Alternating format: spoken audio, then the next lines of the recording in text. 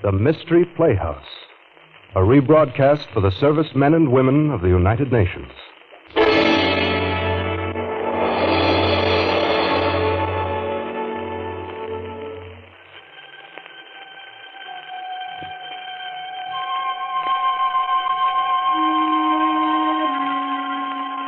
Good evening. This is Peter Lorre. Would it bore you to hear a tale of tragic murder? Are you unwilling to sit through the telling of a strange and horrible story? The brief narrative of a man caught in a web of evil? You're not? Then, my friends, keep right on listening to the Mystery Playhouse.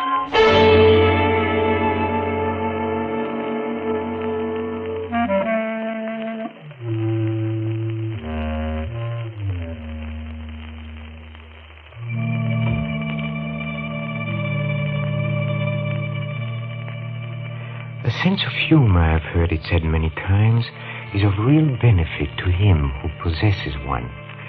This particular sense has come to be so generally admired that it has attained the stature of a first-class virtue. Well, the fellow whom you're about to meet, while hardly falling into the virtuous category, he does have a sense of humor. Things like murder or hate and madness, or someone telling him his mother just died, practically rolls him in the aisles. He loves a good, ghoulish joke. Oh, and he loves to tell them, too. He's about to start one now. So follow me, please, to the inner sanctum and your host, Raymond.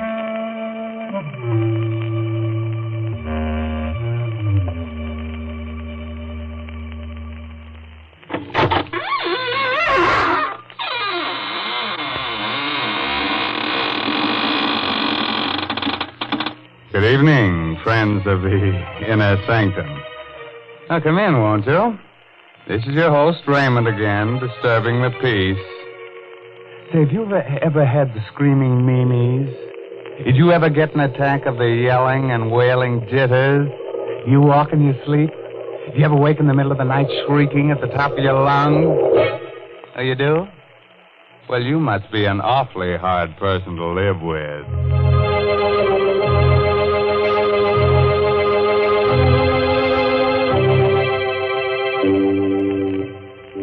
Well, friends, it's time for our story to begin. From this point on, forget everything pleasant. Get a finger ready to chew on, turn the lights down low, and listen to Peter Lorre tell you the blood-curdling tale, Death is a Joker. Come with me to the criminal courts building. A tense hush falls upon the spectators as Charles Luther takes the stand. Gentlemen of the jury, I'm accused of murder. I'm an actor, a comedian. Look at my face. Ugly, huh? Yes, so ugly that whoever looks at it laughs. I'm not telling you this to win sympathy for myself. I tell you this because it is important to your understanding the strange events that brought me to this courtroom today to plead for my life. Shortly before midnight of November 28th, I went to the apartment of my friend Robert Langwell, the famous actor and matinee artist. Charles, well, this is a surprise. Come in. Thank you. Would you like a drink? No, don't bother. I don't want anything. No? Well, then here, may I take your thing? Oh, excuse me. Hello. Oh, George. Yes, I have the money for you. You'll be up? When? 20 minutes? Yes. Goodbye. George Galvin. You know him, Charles? Yes. Rotten actor. But an excellent poker player. So I've heard. Robert, before leaving the theater tonight, someone told me that you and Julie Winthrop are going to be married. Is it true? Yes, we'll be married in 2 weeks, right after my wife gets a decree in Reno. You must not marry Julie. Not marry Julie? Well, who are you to tell me what I can do? I know Julie well, and I also know you. That's why you must not marry her. Charles, it might be better for you to mind your own business. Julie and I are in love with each other. No, you're not. She's fascinated by your good looks. She's impressed by your fame, but she does not love you. Now, look here. We may be old friends, but I've stood all I'm going to. Wait a moment. I get it now. You're in love with her yourself. I'm in love with Julie. No, we are just friends. Friends? You're madly in love with her. That's why you came here tonight, isn't it? No. Friends. Stop your laughing. You in love with a girl like Julie. Why should my love make you laugh? Oh, so you admit it, huh? All right, I do. Why is it so funny? Do you think she'd have you? You, a clown, ugly, clumsy. You in love with Julie? And why not? Why not? You! Stop your laughing. Stop it. Can I? Look at yourself. Charles, let go of me. No. You're choking. Let go. A joke, huh? Charles. A joke. Laugh. Go ahead. Laugh now.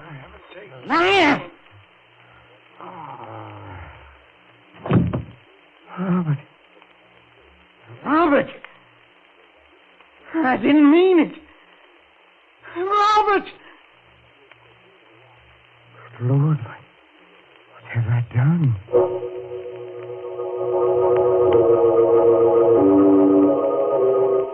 I rushed out of his apartment, trembling. I turned my coat collar up to hide my face. The streets were crowded with people coming from the late movies and restaurants. I tried to make myself act naturally, but it was impossible. Everyone I saw, every pair of eyes that looked at me, seemed to accuse me of my crime. I stopped, waited for the light to change. Paper, mister. Morning paper. Read about the Reynolds execution. Here, let me have one. There you are.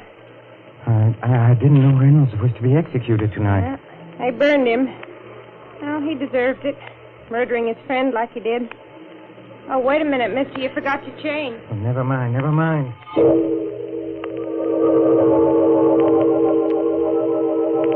I went to my apartment and I looked at the newspaper I had bought. There was a photograph of Reynolds on the first page. In his face, I saw my future. The shattered hopes, the torture of the trial, the horrible, nerve-wracking experience of waiting for death. I flung the paper away. I went to the window. I opened it. I looked down 17 stories to the ground. How tiny people look. The automobile lights moved like so many fireflies. I climbed out on the edge. I braced my arms. I took a deep breath. One last look. I closed my eyes and... Doorbell rang. I hesitated a moment. I decided to answer it. I closed the window, went to the door. Hello, Charles. Julie. Why did you rush away from the theater tonight? I was anxious to talk to you. Talk to me about what? I need your advice, Charles. What's wrong? Well, it's Robert. What happened? Well, nothing happened. It's just that I'm not sure I love him. I'm not sure. Yes, when I'm with him, everything seems all right. He's handsome and charming, but when I'm alone, I begin to wonder and to doubt. Why? Can't you guess why? Yes. You love someone else? Yes, Oh, who is it? you. Me. Yes, that's what I came here to tell you. That's why I don't want to marry him. Yes, I would have told you before, but I was so afraid of making a fool of myself. You didn't seem to care. I didn't care. Julie, this is crazy. I loved you from the moment I saw you. You love me? Yes. darling, why didn't you tell me? Tell you? How could I? You're so young. You're so beautiful. And I, look at me. Ugly, clumsy. How could I speak to you? Fools we both were. How you looked means nothing to me. Nothing? Of course not, darling. How lucky we are we found out in time. In time? In time? Oh, merciful heavens. What a joke. What a joke. Charles, what's wrong? What There's a tears joke. streaming down your face. Charles, you're hysterical. Now stop it. What a joke. Stop it! Julia. Something you must know. Yes, sir. Tonight I committed a murder. Murder? What are you talking about? I killed Robert. Killed Rob? Oh, out of your mind. You don't know what you're saying. But is it true? I went to his apartment and we quarreled and I killed him. Oh, no. You told me a moment ago that you loved me. Do you still love me? Yes, Charles. And tell me what to do, Julie. Help me. I can't think. I don't know where to turn, but what can I do, Julie?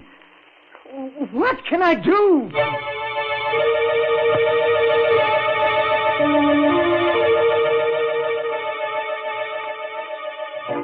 pull yourself together, Charles.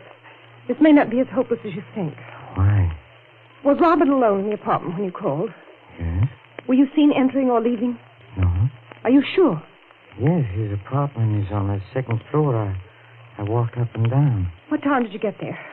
Shortly before midnight. And what did you do before that? Went to a movie. Movie. How long did you stay there? Oh, only about 20 minutes. Do you have the ticket stub? Huh? Yes, here it is. Charles, do you realize what this means? They may never find out about you. Never find out. That's right. They won't suspect you since they can't know your motive. No one saw you enter or leave, and you have an excellent alibi. Motive? Alibi, Julie. Do you realize what we are doing? We are talking of this as if we planned this crime, as though we were criminals. But I committed a crime, yes, but I'm no criminal. I didn't mean to do it. I know, darling, I know. You must think of your own life now. Oh, And mine. Yes, Julia. Oh, I see what you mean. I'm not a criminal, but I must play the role of a criminal now. A subtle, clever criminal who is cunning enough to escape punishment. Can I do it? Can I do it, Julia? Charles, listen to me. We must find out how much the police know. If it's hopeless and they have found out about you, then it would be best to give yourself up. But let's not make any decisions until we know. But how can we know? Did Robert expect anyone tonight? Yes, George Galvin phoned while I was there. He said he'd be up in about 20 minutes. Then the body must have been discovered by now. Yes, I'm sure the police must be there by this time. I think that I'll go to Robert's apartment. No, Julie, no. I don't want you to become involved. I'm already involved. If it weren't for me, this horrible thing would never have happened. The least I can do is to help you now. But, Julie... Promise me you'll not leave this apartment, Charles. All right. I won't be long. Julie, Yes. if something happens, if something goes wrong and we're separated before you return, I want you to know that I don't know what to say, Julie. You don't have to say it, darling. I know what you mean. Goodbye. Goodbye. A criminal. I have to think like one, to act like one, have to be one. What question would they ask? Where were you at 12 o'clock midnight of November 28th? I was in a movie. Here's the stub. No, they can see immediately that I'm lying.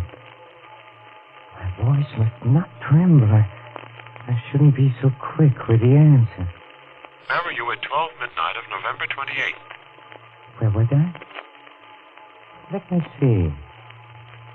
Well, I left the theater and I went to a movie. It was a very amusing picture. Very amusing. Can you prove what you say? Proof? Oh, I don't know. It would be difficult. One may have to take it somewhere. Yes, here. Let me show it to you. Here it is. Did you ever quarrel with Robert Langwell? Quarrel with... We were friends. We played in many shows together. We were on the best of terms. That's all, Mr. Luther. You may leave now. Yes. I can, Pete. It is possible. I can escape punishment. Police. Can it be the police? Or maybe it is Julie. Good evening, Charles. George Gill. I know it's rather late for an unexpected visit. Yes, it is. But this is important, Charles. A matter of life and death, you might say. What do you mean? Have you a cigarette? Huh? Yes, here. Thanks. What's the matter, Charles? Your hand's trembling. It's nothing. You don't seem to be your usual self this evening. No quips, no jokes. What's wrong? I don't always feel like joking. Yes, Charles. It's strange about human nature, isn't it? Who would have ever dreamed that tonight, a few minutes before midnight, you entered Robert Langwell's apartment, quarreled with him over Julie, and choked him to death? What are you talking about? You're an excellent actor, Charles. But you're wasting your talents on me. Save them for the footlights. Or the police. Police? Will you please tell me what all this is about? Still acting, huh? Now, look, Charles. You killed Robert shortly before midnight tonight. You are mistaken. I was in a movie at that time. Oh, so that's your alibi. Very clever. No, Charles. Either we discuss terms now, or I go to the police. Wait. How did you find out? That is my secret. What do you want? Money. All you have on hand. All you can dig up. All right. Come with me. I have some money in the bedroom. All right. Just a moment. What is the business? Yes. Why? I'm taking no chances. Let's go. All right. Well, where's the money? Charles, stand back or I'll fire. Stand back. No! Let go of my hand. Let go. I'll twist it. I'll twist it till the gun points to your head. There. Charles, let go of my hand. You don't know what you're doing. Go on. Fire now. The bullet will enter your brain. Fire. Charles. Fire. Charles, don't. I'll make you fire. I'll squeeze your fingers. Charles, let go. Go on. This is all a joke. I'll make you. Stop it, Charles.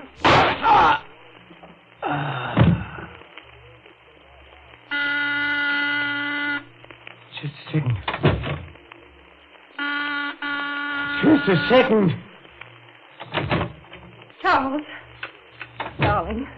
Darling, there's nothing more to worry about. Everything's all right now. We can be married and go on living and never fear anything. What makes you say that? Darling, you didn't commit a crime at all. What do you mean? Robert's alive. Alive? Yes, he's downstairs now paying the taxi. Robert is alive? Yes, I spoke to him about the marriage, and he was wonderful about the whole thing. Darling, aren't you happy? Our worries are all over. You can smile and be gay. That must be Robert now. Hello, Charles. Robert, I thought you were... Well, I'm not. But how did you... You see, I fainted. George Galvin came in and brought me to. George Galvin. Did you tell George Galvin what happened? Yes, I did.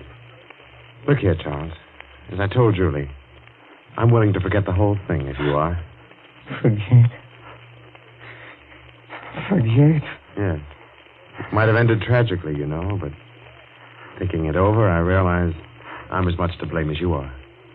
So if you're willing to shake hands. Shake hands? There now, darling. There's nothing more to worry about. I feel so happy I could... Charles, what's the matter with you? It's nothing. It's nothing. It's nothing.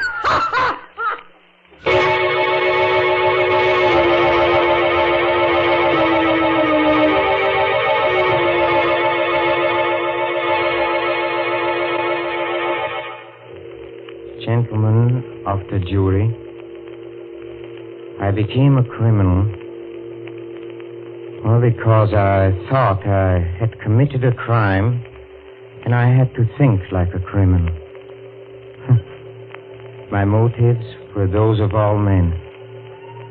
I wanted happiness and wanted marriage to the woman I loved. What would you have done in my place?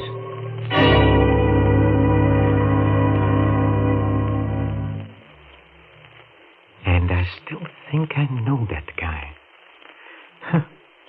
I wish I could place him. Well, it must be wonderful to have a sense of humor, but I don't think Charlie feels much like laughing. Do you? We'll pay a return visit to the inner sanctum and its fun-loving host Raymond soon, but don't go, please. Not until we drop in at the green room, where the players are rehearsing our next performance in a mystery playhouse. Come with me, please. Come. Change the dressings at midnight and again in the morning, nurse. Yes, Doctor. Well, Doctor, what did you find? Will I be blind? Is it very bad? Now, take it easy, Mr. Denton. There's nothing to worry about. Nothing at all. You're sure? You aren't just saying that. I'm quite sure. Valerie, did you hear that? I'm not going to be blind. Valerie, where are you? Right here, darling. Did you hear? I won't be blind. Isn't that wonderful? Yes, darling, it's marvelous. You don't sound very excited. Valerie, don't you realize I'm going to see again? She doesn't sound excited because I don't want you to be excited, Mr. Denton. You've got to relax. Try to sleep. Sleep? With this ungodly pain? My eyes feel as though they were on fire. That will stop as soon as the opiate I gave you takes hold. You'll be comfortable, I'm sure. Now, good night. You're going now, Doctor? Yes, I'll look in on your husband in the morning. Stephen.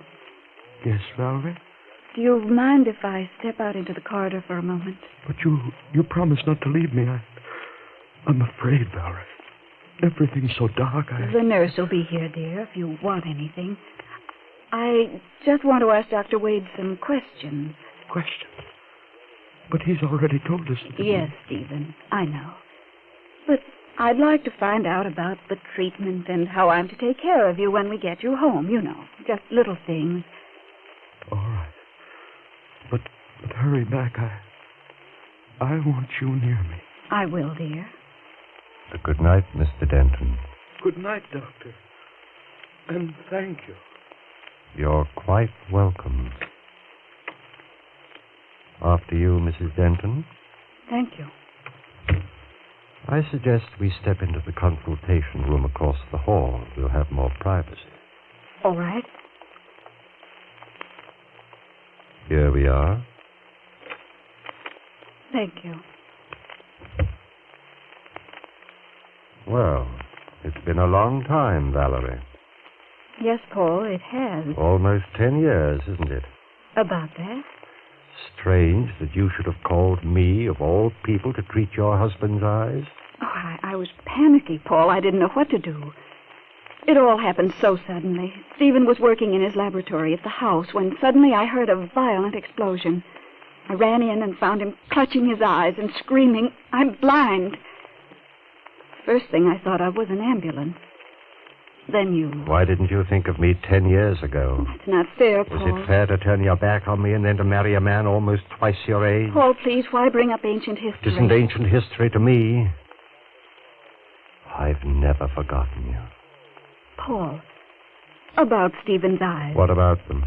I have a feeling that you weren't telling him the truth. You're right. Oh, you mean he's not going to regain his sight? He's going to be blind? Oh, Paul. You don't expect me to be terribly concerned, do you, Valerie? After all, he did take you away from me. Don't be vindictive, Paul. It wasn't Stephen's fault. He didn't even know of your existence. And you never told him that we were on the point of being married. No, never. It's rather ironic that we should meet again at the bedside of my rival.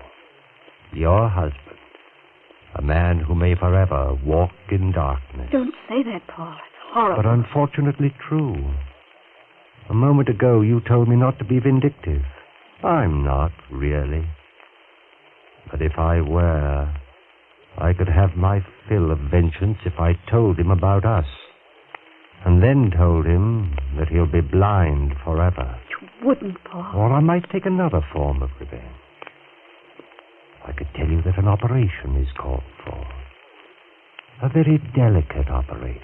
Are you trying to say that there might be a chance? Yes. But supposing I refuse to perform the operation? Paul, you're joking. You can't mean that. Perhaps not. But you call me vindictive. Suppose I operate and my scalpel slips. What if he dies? That would be murder. You're not a murderer, Paul.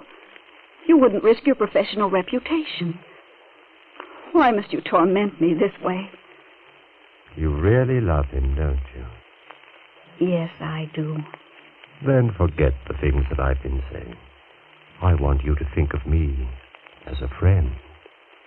I want you to trust me. I do trust you, Paul. Thank you. Now as to the possibility of surgery. Here is the situation. The transparent film over your husband's eyes, the corneas, were burned and torn with the explosion. They've been so damaged that blindness will result, even though the eyes heal. But you think an operation would cure that? Possibly, although it's a very delicate job. The injured cornea must be peeled away and replaced by a fresh, healthy one. Where can you get healthy corneas? From the eyes of the dead. Oh. It isn't quite as horrible as it sounds, Valerie. You know, dying people often will their eyes for just this purpose. We maintain what we call a corneal bank. It's much the same as a blood bank, only but there's this difference. Corneal tissue can't be stored more than 48 hours. It must be fresh, or it's no good. You have some available in the bank? No, that's the trouble. I'm afraid we haven't. But there's got to be some, Paul. I don't know where, Valerie. Unless... Unless what? I was just thinking. Last night, one of the interns asked me to look at a charity case that puzzled him. The patient is a Hindu or a Persian named Chandra. He lives in a dirty little shack near the waterfront. Yes, Paul. I stopped by and examined him. I found an incurable condition. There's no way to save him. He won't live more than a day or two, but his eyes are healthy. You mean you think he might... I don't know. You'd have to have his consent, of course. Take me to him, Paul. I'm sure I can make him understand. Oh, it may not be so easy, Valerie. He's a strange person. A mystic and a spiritualist. Let me try. Just take me to him. All right. We can go there now.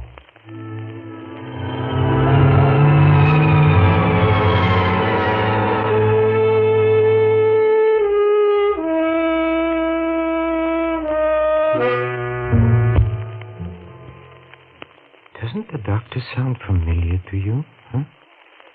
That's right. It's Boris Karloff, up to his old tricks. I think it might amuse you to be on hand for our next performance, when we present Mr. Karloff and Creeps by Night. This is Peter Lorre closing the doors of the Mystery Playhouse. Good night. Sleep tight.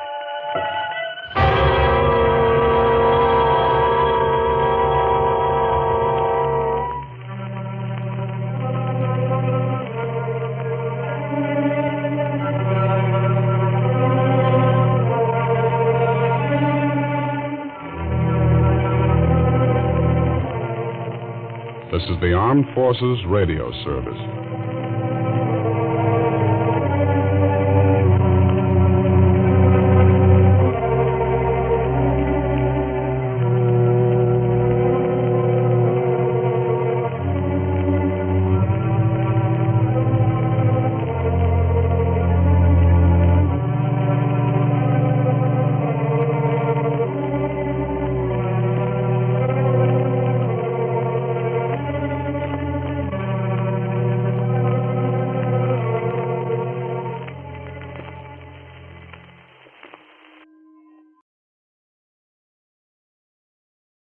This is Watch Waddle Cartoons on the Baba Ghoulie Radio Show, signing off for the evening.